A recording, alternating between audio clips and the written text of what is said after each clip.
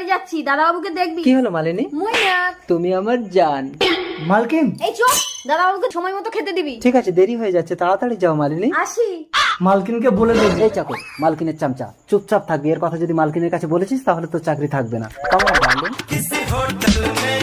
দাদা ফোনটা একটু দিন না, একটা কল করবো। হ্যালো মালকিন। এই দাঁড়াও দাঁড়াও, হ্যালো। দাদাবাবু এক্ষুনি ওই মেয়েটাকে নিয়ে রেস্টুরেন্টে ঢুকেছে। ঠিক আছে আমি আসছি, যদি তোর কথা মিথ্যে হয় তাহলে কিন্তু তোর চাকরি আর থাকবে না রঘু। ঠিক আছে মালকিন, আপনি তাড়াতাড়ি আসুন। মালকিন তাড়াতাড়ি চলুন, দেখবেন। কই কোথায়?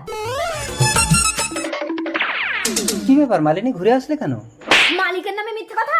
সত্যি বলছি মালকিন, আমি নিজের চোখে দেখেছি। কিছু মনে করো না মৈনাক, রঘু বললো তাই আমি দেখতে এলাম। না না মালকিন, বিশ্বাস করুন। একদম আমাদের বাড়িতে কাজে যাবি না, স্বামী স্ত্রীতে ঝগড়া বাঁধানো। ওর কথা ছাড়ো তো, তুমি নিশ্চিন্তে যাও।